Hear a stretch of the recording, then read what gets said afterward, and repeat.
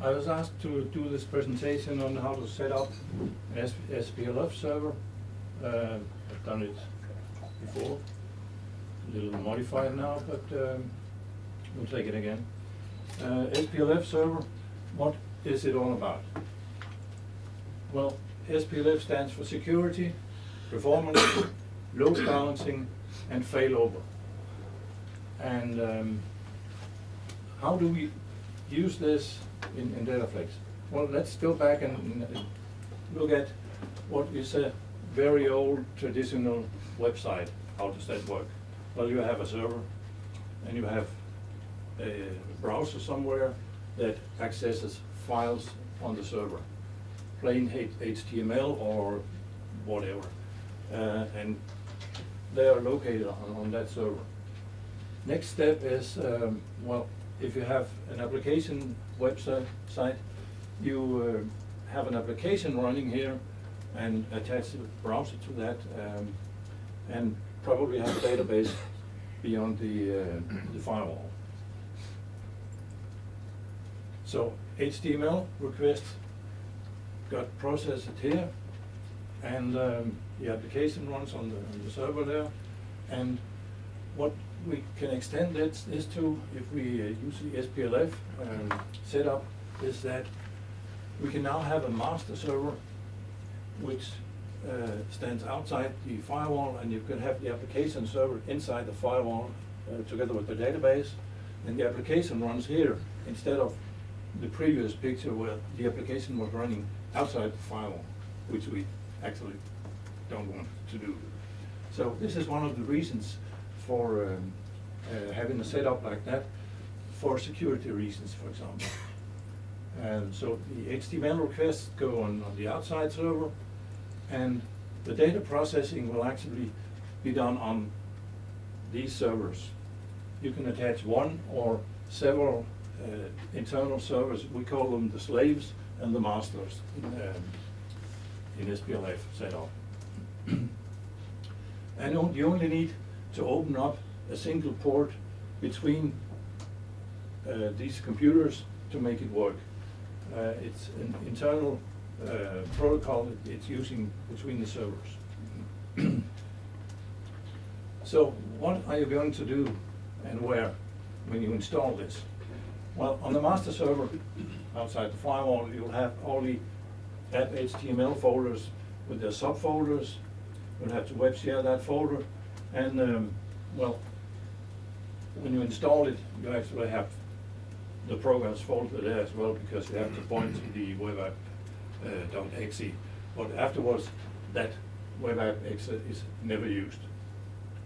On the slave server, you'll have the programs in your data folders, and well, there's some license issues which I believe that Nick will tell a little bit about afterwards.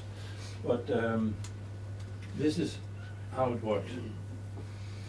To configure that, you can start on the slave server setup and say that when you create a new register, a new web app on the server, you can go to options here and tell, well, this machine can act as a web application server load balancing slave node. So that's the one on the inside of the firewall. You can also tick this one and say, well, it will accept requests from any other master server, or you can specify that it will only accept requests from this specific IP address. On the master, you will say that this web application is load balanced over the following machines, and then you can place the IP addresses of those, in our case, those two servers on the inside, and say, well, you can send requests to these servers. Actually, that's all it is to do to set up the whole environment. There are some challenges in this. Some of them have already been addressed by Harm in the newer version of DataFlex. But I'll just go quickly through it here, because so you know what the problem is, and if you're not using the latest version of DataFlex, you need to know what to do here to make it work. The challenge is that if we go back and say, well, you have this development PC, you run an application there, a web application, then both the application and the browser is running on the same computer. So it's the same environment seen from the browser side and from the application side. So the browser runs there, the files are stored on that computer, and the application is running there.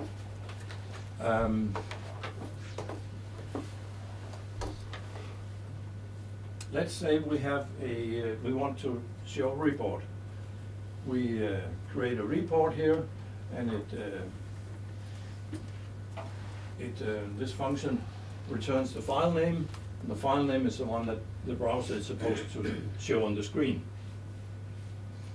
So we make it navigate to page, this file in a new tab. Well, it works on the development PC. Why? Because the browser is located on the same computer as the application is running on. So the application runs and create a file on c.projects PDF somewhere, and the browser can look the same location up because it's on the same machine.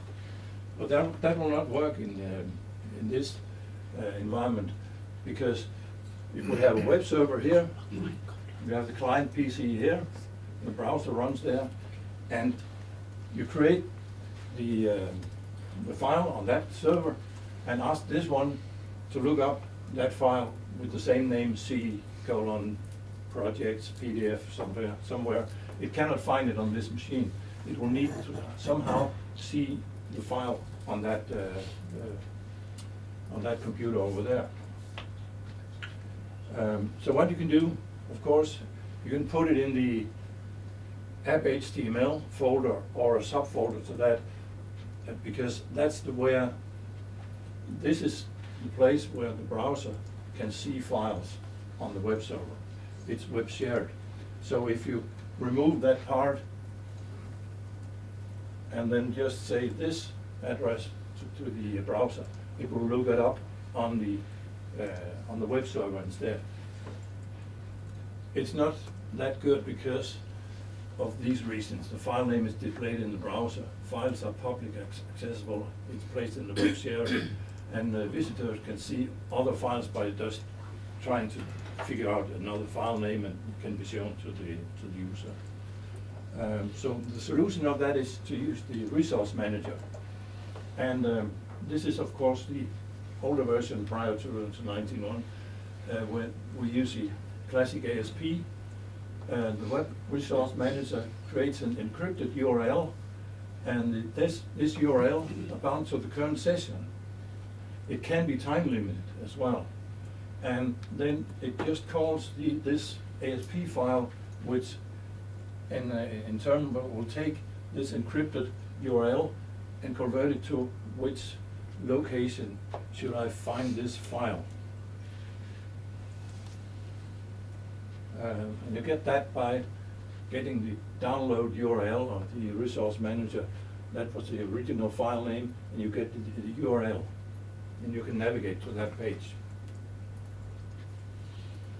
So you can see original name was that. The encrypted URL will look like this. And the browser will still be able to find it because of the ASP file has some script in it to do it. It will work here in this setup. The application creates a PDF file there. JavaScript looks for PDF file there.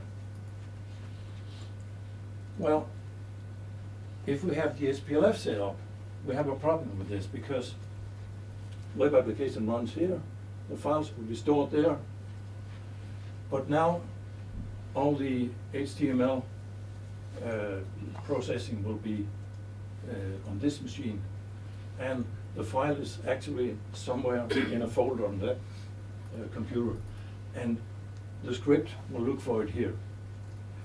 So the solution to that will be that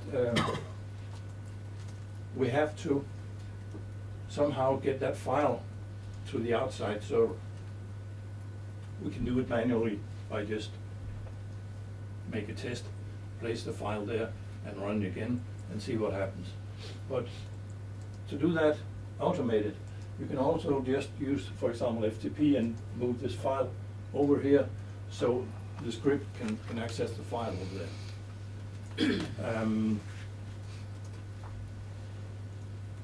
And this is actually what is not needed anymore, because in 19.1 this script is actually will run some code on the inside server, which again will stream the file through this normal connection, and you will have the file on the outside of the firewall. I did it by augmented the download URL method on the resource manager, so I don't have to change my original code. And the download URL does two things then. It does the encryption of the file name, and it uploads the file through FTP to the outside server.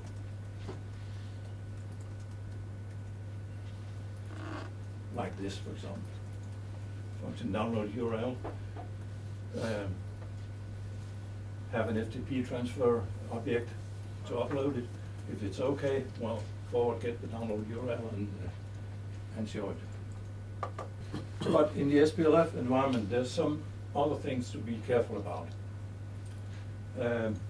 Using system files, for example, using the config vs ini file, and using register values. Why?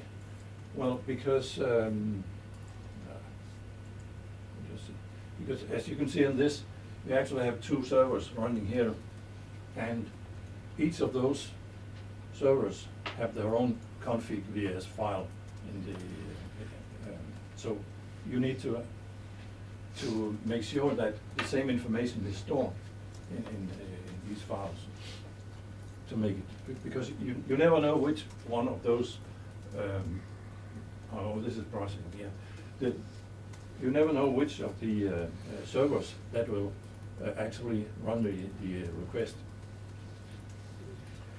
And also, if you're using system tables, make sure that if you access this from this environment, always do a reread before, because you never know if the other process didn't reload the value of the system file prior to that you're reading the value.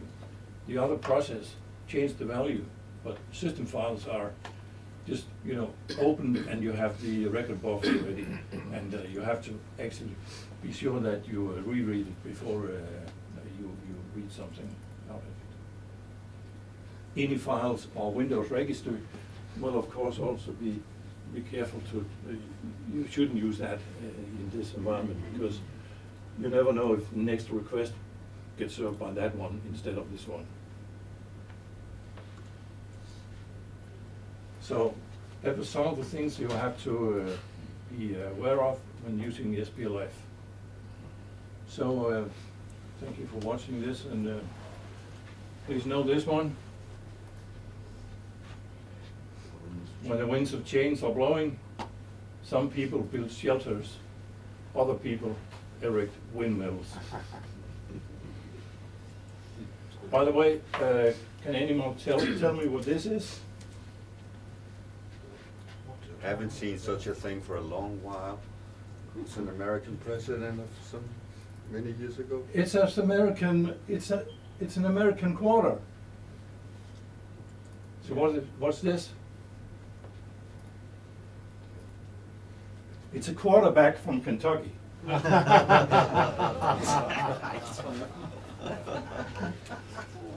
Thank you. Thank you, Torben.